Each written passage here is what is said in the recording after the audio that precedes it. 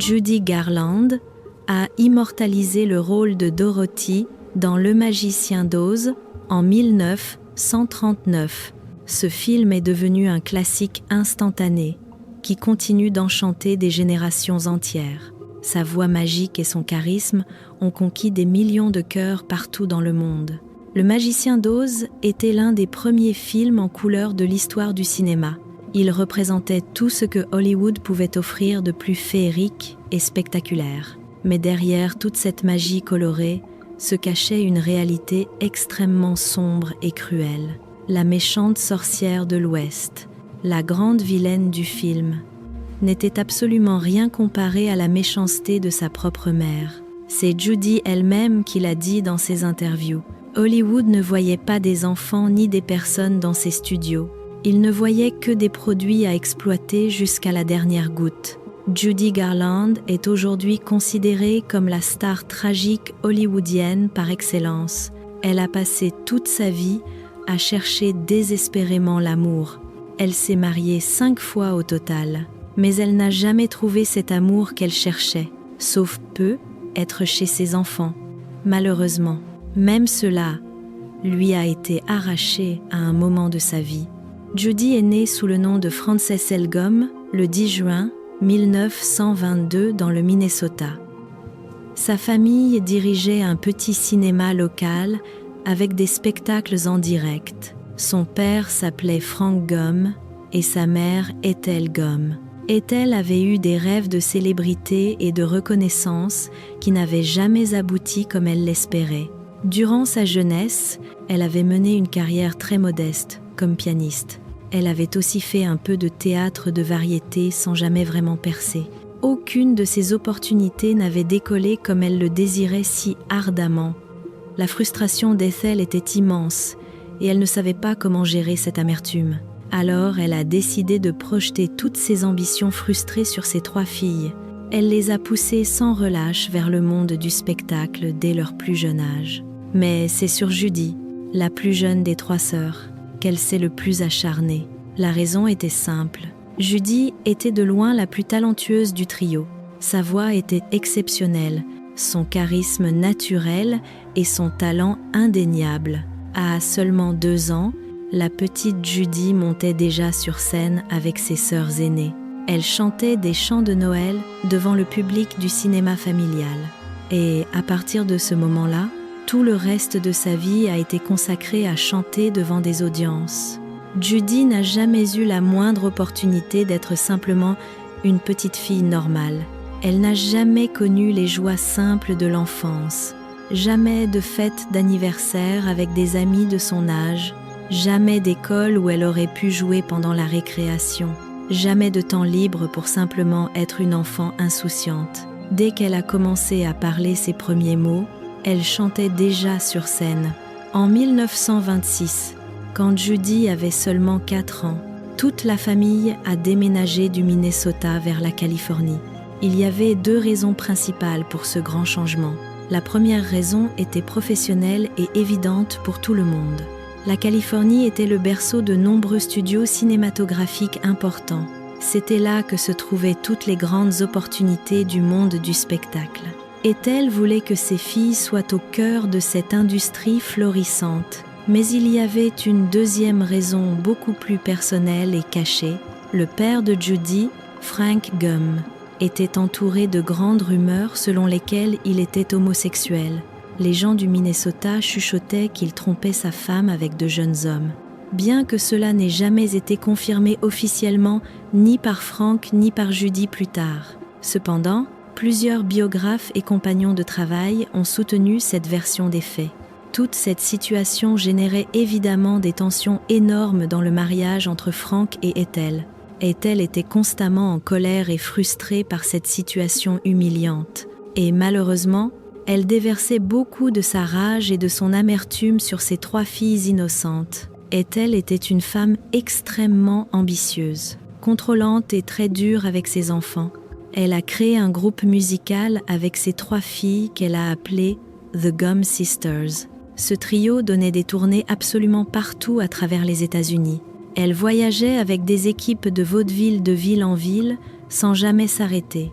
Dans ces spectacles, les 3 sœurs chantaient, dansaient, jouaient des rôles et faisaient même des tours de magie.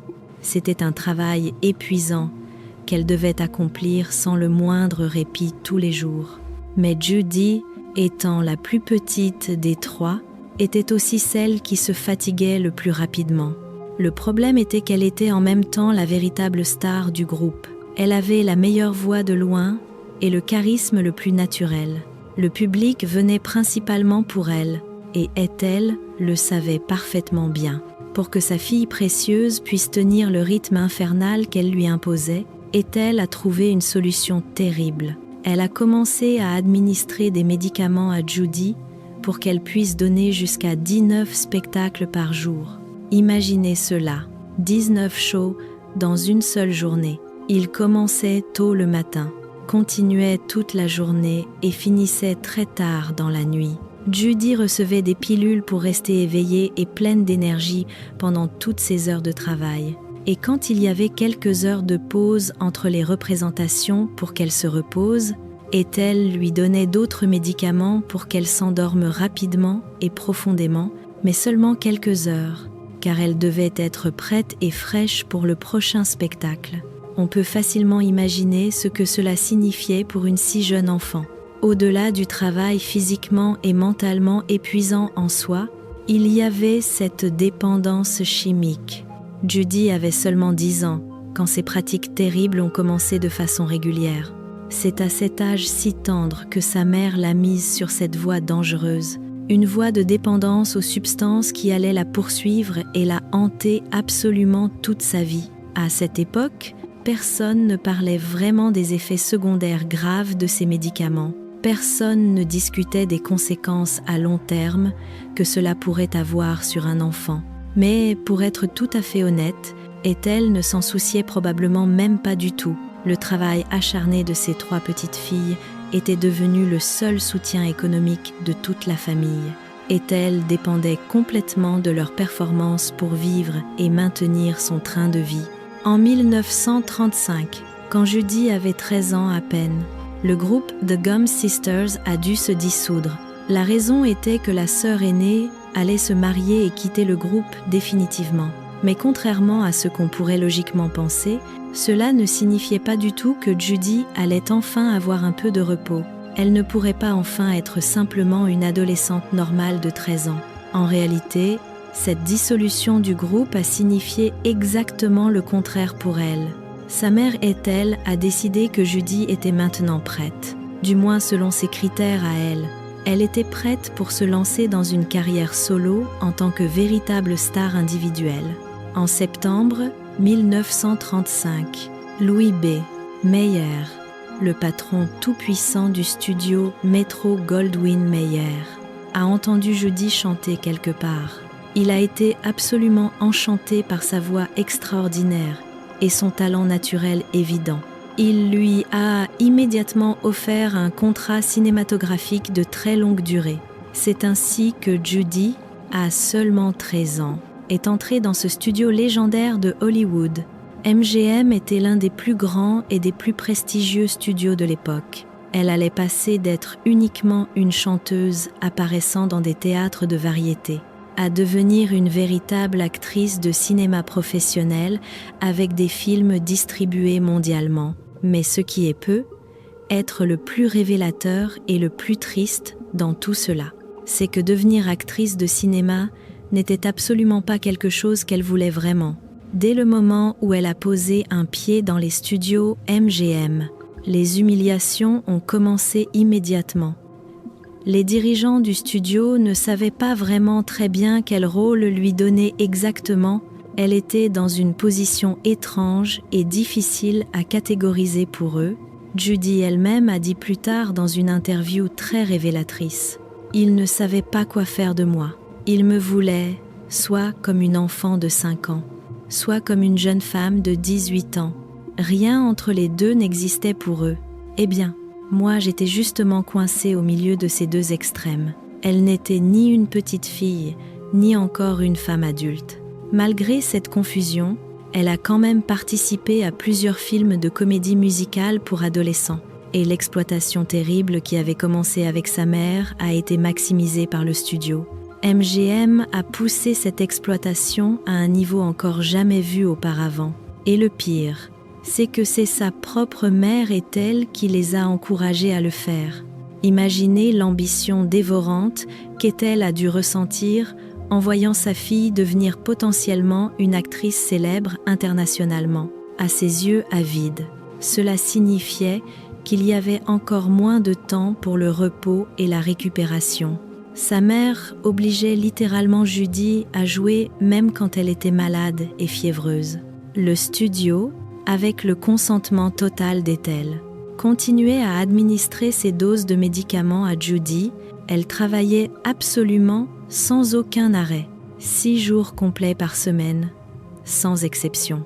Mais il y avait même des moments où elle travaillait 72 heures d'affilée sans dormir, c'est-à-dire 3 jours consécutifs complets sans le moindre repos ni sommeil. Les sessions d'enregistrement et de tournage étaient incroyablement longues et épuisantes. Elle faisait ce travail infernal aux côtés d'un autre acteur qui est devenu son ami sur le plateau. Son nom était Mickey Rooney et il vivait exactement la même chose qu'elle. Judy a raconté plus tard: « Nous travaillions sans le moindre repos ni pause. Il nous donnait quelque chose pour nous maintenir constamment éveillés et fonctionnels. Et ensuite, il nous donnait autre chose pour qu'on puisse dormir quelques heures seulement. Quelques heures après, on devait déjà se relever pour continuer à travailler pendant des jours. C'était la routine quotidienne qu'il nous imposait sans aucune pitié. Mais ce n'était malheureusement pas la seule difficulté ni la seule douleur qu'elle devait endurer. Il y avait une autre torture qui était tout aussi douloureuse pour elle, psychologiquement. Les comparaisons constantes et cruelles qu'on faisait entre elle et les autres actrices du studio. Les dirigeants lui demandaient constamment pourquoi elle ne pouvait pas être aussi belle que ses autres collègues. Ils la comparaient sans cesse à Elizabeth Taylor, à Ava Gardner ou à Lana Turner. Ces 3 femmes travaillaient exactement dans le même studio MGM qu'elle. Elles représentaient le prototype absolu de beauté féminine de cette époque-là. C'étaient des femmes grandes, élancées et minces. Elles avaient des courbes très définies, en forme de sablier parfait. Leurs visages avaient des traits symétriques considérés comme idéaux. Elles incarnaient ces femmes fatales typiques qui étaient extrêmement populaires dans le cinéma de cette période. Mais Judy n'était absolument rien de tout cela physiquement parlant. Elle mesurait seulement 1,50 m de hauteur, ce qui était considéré comme très petit. Elle avait une beauté beaucoup plus douce et naturelle comme celle d'une fille commune. Elle n'était pas éblouissante et spectaculaire comme les actrices mentionnées précédemment, mais sa beauté avait énormément de mérite et fonctionnait parfaitement bien pour le cinéma. Cependant, le studio ne voulait simplement pas l'accepter telle qu'elle était naturellement. Cela les frustrait terriblement qu'elle chante beaucoup mieux que toutes les belles filles du studio. Mais ils ne pouvaient pas la marketer et la vendre de la même manière avantageuse. Alors ils ont pris une décision terrible quand elle avait seulement 14 ans. Ils l'ont mise sous un régime extrêmement strict et dangereux. Ils lui interdisaient catégoriquement de manger normalement comme une adolescente en croissance devrait le faire. En même temps, ils continuaient à lui administrer toujours plus de pilules et de médicaments. Des amphétamines très puissantes pour qu'elle maigrisse rapidement et qu'elle travaille sans ressentir la fatigue, et des barbituriques très forts pour qu'elle puisse s'endormir après toutes ces stimulations. Ce cycle absolument destructeur a commencé dès son adolescence la plus précoce. Et tragiquement, il ne s'est jamais arrêté du tout pendant le reste de sa vie. À 17 ans seulement, Judy a décroché le rôle qui allait définir toute sa carrière et sa vie. Elle a obtenu le rôle principal de Dorothy dans Le Magicien d'Oz. Le film est sorti en 1939 et est devenu immédiatement un succès phénoménal dans le monde entier. Des millions de personnes l'ont vu et adoré dans tous les pays. Mais pour Judy, personnellement, ce rôle emblématique était en réalité une prison dorée terrible. Le tournage du film a été absolument épuisant physiquement et mentalement pour elle. C'était aussi profondément humiliant, de nombreuses façons qu'elle a racontées plus tard. Les costumiers lui mettaient un corset extrêmement serré pour aplatir complètement sa poitrine. Ils voulaient qu'elle ait l'air plus jeune et moins développée qu'elle ne l'était réellement. On se moquait constamment et cruellement de son apparence physique sur le plateau, malgré l'énorme succès mondial du magicien d'Oz qui a fait entrer le film dans l'histoire. Judy elle-même n'a jamais reçu le respect, la reconnaissance et les soins qu'elle méritait vraiment. Entre 1940 et 1950, pendant une décennie entière, Judy a tourné 28 films différents pour MGM. Ces films ont généré littéralement des millions et des millions de dollars pour le studio. MGM faisait des profits colossaux grâce à son travail acharné et son talent exceptionnel. Mais Judy elle-même ne voyait presque rien de tout cet argent qu'elle générait. Sa mère Ethel et les dirigeants du studio contrôlaient absolument tout son argent et ses finances. En 1950, quand Judy avait 28 ans, MGM a pris une décision qui l'a dévastée. Le studio l'a virée et a rompu son contrat avec elle de manière brutale. La raison officielle qu'ils ont donnée publiquement était ses absences répétées sur les plateaux. Ils disaient aussi qu'elle était devenue trop instable mentalement pour continuer à travailler. Mais la vraie raison profonde était qu'ils l'avaient complètement détruite psychologiquement et physiquement. À seulement 28 ans, Judy ne pesait plus que 40 kilos environ. Elle était devenue dépendante de multiples substances chimiques différentes simultanément. Elle était mentalement et émotionnellement complètement épuisée et à bout de force. Judy s'est mariée 5 fois pendant sa vie. Elle cherchait désespérément l'amour qu'elle n'avait jamais reçu. Son premier mariage avec le compositeur David Rose en 1941 n'a duré que 4 ans. Son deuxième mariage avec le réalisateur Vincent Minnelli en 1945 lui a donné sa fille Liza Minnelli. Mais ce mariage s'est aussi terminé en divorce en 1951 avec Sid Luft, son troisième mari. Elle a eu 2 autres enfants, Lorna et Joey. Sid l'a aidée au début à relancer sa carrière qui était au point mort. Mais avec le temps, lui aussi s'est lassé de tous ses problèmes. Il ne comprenait pas vraiment ce qui se passait dans sa tête. Il donnait même des interviews terribles où il déclarait « Je ne sais pas ce qui ne va pas chez elle, tout brille dans sa vie. Pourquoi ne peut-elle pas avancer ?» Leur divorce en 1965 a été terrible pour Judy. Le juge a donné la garde principale des enfants à Sid. Le tribunal a estimé que Judy n'était pas assez stable mentalement. Cette décision l'a complètement brisée intérieurement. Perdre la garde de ses enfants était insupportable pour elle. Jusqu'à son dernier jour, elle a continué à déposer des demandes pour modifier cette ordonnance. Son 4e mariage avec l'acteur Mark Herron à Las Vegas en 1965 a été un désastre.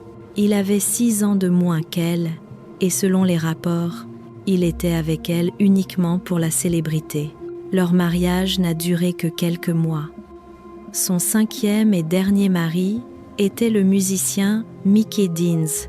Il avait 12 ans de moins qu'elle. Ils se sont mariés le 15 mars 1969, le jour où Judy a fêté ses 47 ans, mais elle se trompait encore une fois.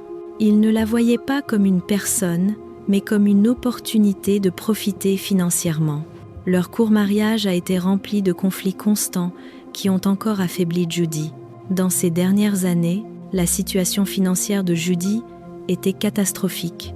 Avec la popularisation de la télévision, le cinéma perdait du terrain. Judy a essayé de s'adapter en créant The Judy Garland Show, mais les niveaux d'audience n'étaient pas bons et l'émission a été annulée après seulement 26 épisodes. Cet échec a énormément baissé son moral déjà fragile. Elle avait aussi des problèmes graves avec le fisc et ses addictions empiraient. Elle devait donner des concerts pour payer ses dettes croissantes, mais elle n'était plus que l'ombre de la superstar qu'elle avait été. Elle a donné des concerts au Talk of the Town à Londres vers la fin. Certaines nuits, elle recevait des ovations debout. Mais d'autres soirs, ses propres fans la huaient parce qu'elle n'avait plus la voix qu'ils voulaient entendre. C'est Mickey Deans qui a trouvé Judy morte dans leur chambre à Londres le 22 juin 1969. La cause officielle était une overdose accidentelle de barbiturique. Judy avait seulement 47 ans. La nouvelle a secoué tout Hollywood. Des collègues et amis ne parlaient pas seulement d'une star disparue, ils parlaient d'une femme qui avait passé toute sa vie à essayer de survivre à la célébrité. Une femme exploitée, humiliée et détruite par l'industrie du divertissement. Aujourd'hui, ses 3 enfants parlent d'elle avec des sentiments mélangés. Liza Minnelli dit que même si sa mère n'était pas parfaite, c'était une mère qui aimait intensément. Lorna Luft a été plus honnête sur le chaos et le trauma que lui a causé grandir avec une mère instable. Mais elle parle toujours avec compassion, jamais avec reproche. Elle dit que Judy n'a jamais choisi cette vie terrible. Elle a été poussée dedans dès l'enfance par des adultes ambitieux et sans scrupules. Ses problèmes ont été la conséquence d'une enfance volée et d'une carrière qui l'a détruite. Joey Luft, son fils, a toujours été plus réservé. Mais il est d'accord que sa mère était affectueuse et présente quand elle le pouvait. Le vrai problème n'était pas le manque d'amour. C'était le manque total d'aide et de protection.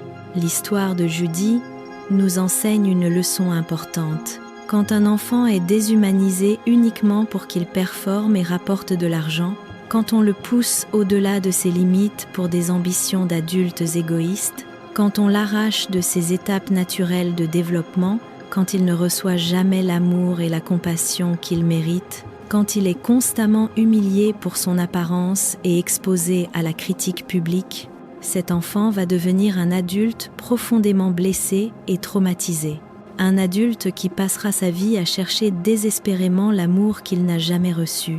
Mais très souvent, cette personne va se perdre complètement dans cette quête. Exactement comme Judy Garland. Une phrase que Judy a immortalisée comme Dorothy était « There is no place like home ». Elle a cherché ce foyer de manière désespérée toute sa vie. On peut dire qu'elle n'a jamais vraiment eu un endroit où elle vivait tranquille et heureuse. Espérons qu'elle l'ait finalement trouvé après sa mort. Quelle partie de l'histoire tragique de Judy Garland vous a le plus profondément touché ? Partagez vos réflexions en commentaire. Si ce récit vous a bouleversé, likez et abonnez-vous pour découvrir plus d'histoires sur les légendes d'Hollywood.